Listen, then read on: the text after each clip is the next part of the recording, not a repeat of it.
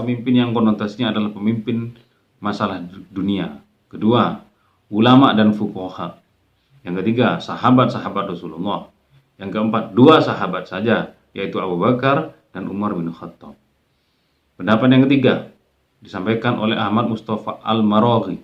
Dia berpendapat bahwa disebut dengan ulil amri adalah ahli orang yang disebut dengan kapasitas, orang yang kapasitasnya mempunyai ahli hikmah, ulama, pemimpin pasukan, dan seluruh pemimpin lainnya. Itulah yang disebut dengan ulil amri menurut Ahmad Mustafa Al-Maraghi.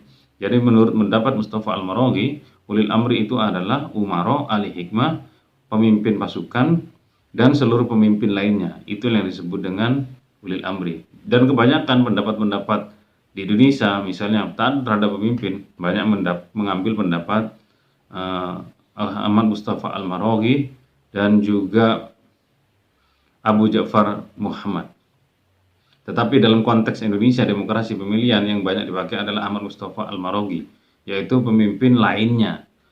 Pokoknya dia pemimpin, maka rambu-rambu di dalam taat terhadap pemimpin di sini adalah jelas apa yang disabdakan Rasulullah, la ta'ata fi ma'siyatillah. Tidak ada taat dalam masalah maksiat kepada Allah selama itu tidak maksiat terhadap perintah Allah. Selama kebijakan-kebijakan yang dibuat itu tidak melanggar aturan Allah, maka kita wajib mengikutinya. Itulah yang dapat saya sampaikan tentang materi ulil amri. Nah, untuk tajwidnya kalian bisa lihat bacaan di sini. Nah, ini dia bacaan tajwidnya.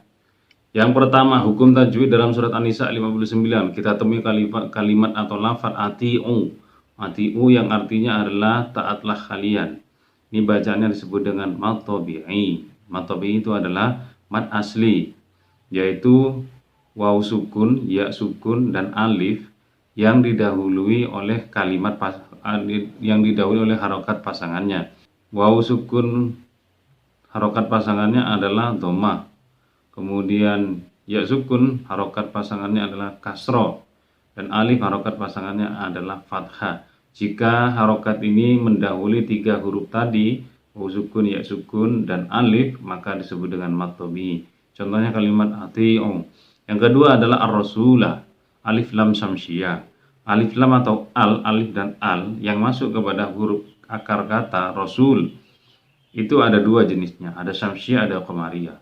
Ciri-ciri perbedaannya, kalau al qamariyah itu adalah bacaannya jelas. Apanya yang dibaca? Huruf alnya dibaca. Contohnya alhamdu, alnya kebaca.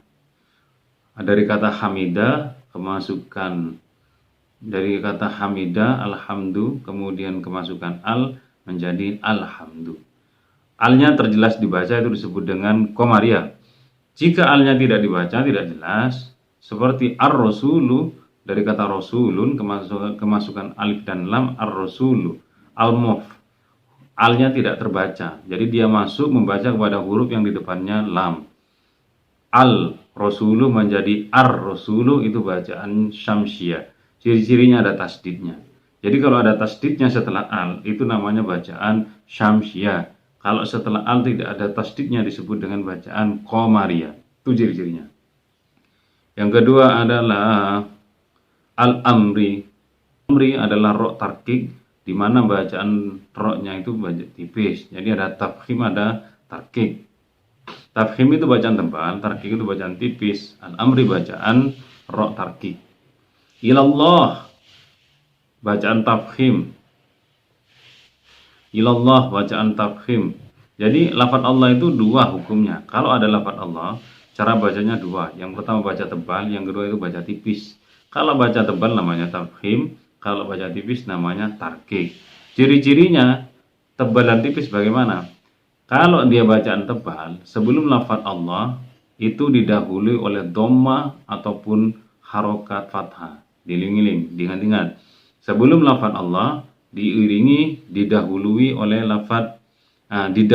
oleh harokat fathah atau dhammah.